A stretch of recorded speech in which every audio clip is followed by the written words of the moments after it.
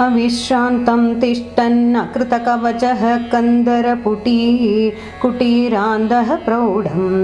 नखरुचिसटालीं प्रकटयन् प्रचण्डं खण्डत्वं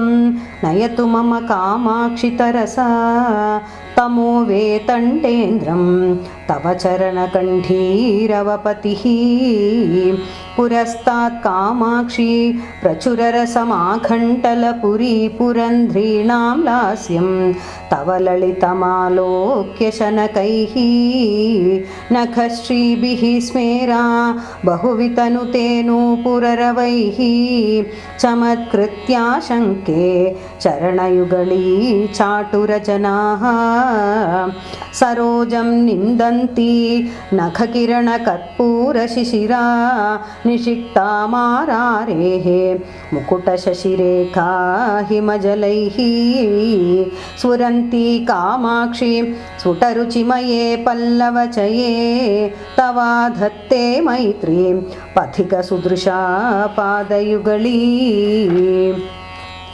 नतानां सम्पत्तेः अनवरतम् आकर्षणजपः प्ररोहं संसार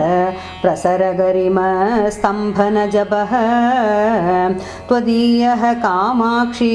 स्मरहरमनोमोहनजपः पटीयान्नः पायात् पदनलिनमञ्जीरनिनदः वितन्विधानाथे मम शिरसि कामाक्षि कृपया पदाम्भोजन्यासं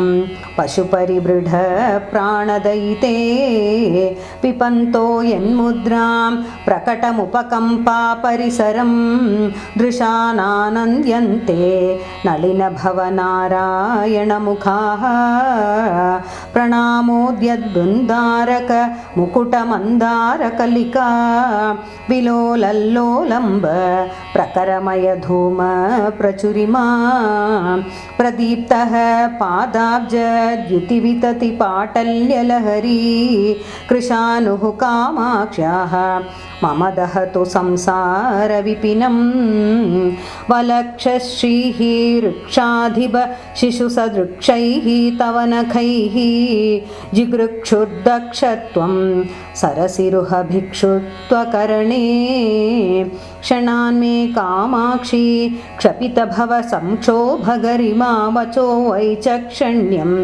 चरणयुगली पक्ष्मलयतात्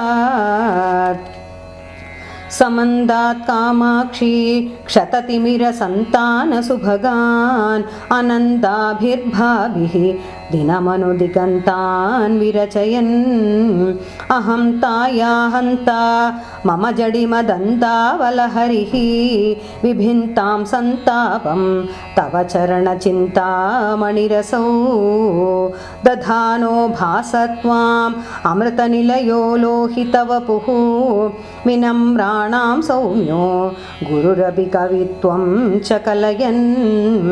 गतौ मन्दो गङ्गाधरमहिषि कामाक्षि भजतां तमः केतुर्मातः तव चरणपद्मो विजयते नयन्तीं दासत्वं नलिनभवमुख्यान् असुलभप्रदानादीनानाम् अमरतरुदौर्भाग्यजननीं जन्मक्षेमक्षयविधिषु कामाक्षिपदयोः धुरीणामीष्टेकः तव भणितुमाहो पुरुषिका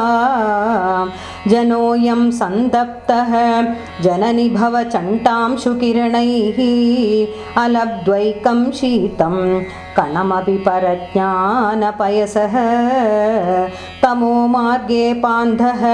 तव झटिति कामाक्षि शिशिरां पदाम्भोजच्छायां परमशिवजाये मृगयते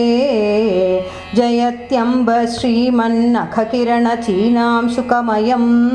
वितानं बिभ्राणे सुरमुकुटसङ्कटमसृणे निजारुण्यक्ष्मक्षौमास्तरणवति कामाक्षि सुलभा बुधै संविन्नारी तव चरणमाणिक्यभवने प्रतीमः कामाक्षि स्फुरिततरुणादित्यकिरणश्रियो मूलद्रव्यं तव चरणमद्रीन्द्रतनये सुरेन्द्राशाम् आपूरयति यदसौ द्वान्तमखिलं धुनीते दिग्भागान् अपि च महसा पाटलयते महाभाष्यव्याख्या पटुशयनम् आरोपयति वा स्मरव्यापारेर्ष्या पिशुननिटिलं कारयति वा द्विरेभाणामध्यासयति सततं वाधिवसतिं प्रणम्रान् कामाक्ष्याः पदनलिनमाहात्म्यगरिमा विवेकाम्बः श्रोतः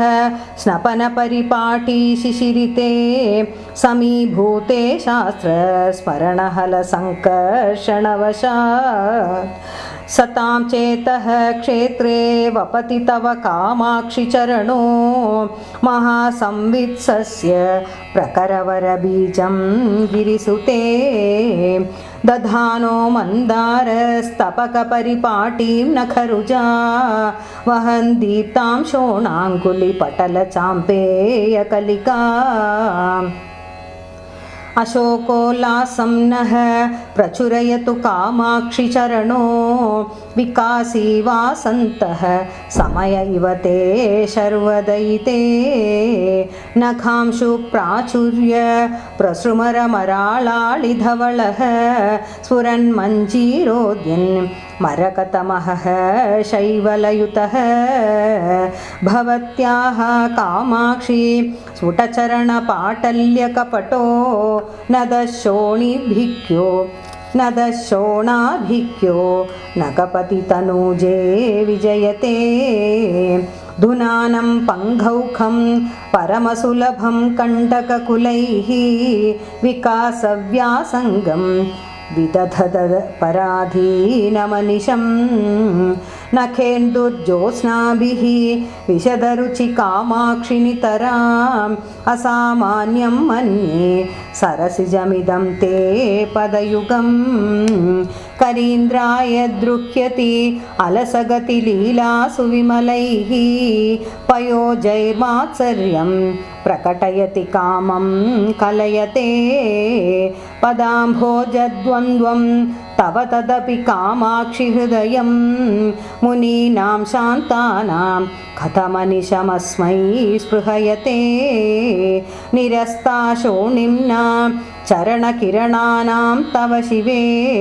समिन्धाना सन्ध्यारुचिः अचलराजन्यतनये असामर्थ्यादेनं परिभवितुमेतत्समरुचां सरोजानां जाने मुकुलयति शोभां प्रतिदिनम् उपादिक्षद्दाक्ष्यं तव चरणनामा गुरुरसौ मरालानां शङ्के मसृणगतिलालेत्य सरणौ अतस्ते निस्तन्द्रं नियतममुना सख्यपदवीं प्रपन्नं पादोजं दधति कामाक्षि कुतुकम् दधानैः संसर्गं प्रकृतिमलिनैः षट्पदकुलैः द्विजाधीशश्लाघा विधिषु विदधद्भिर्मुकुलता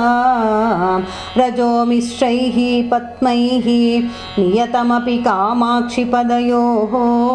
विरोधस्ते युक्तो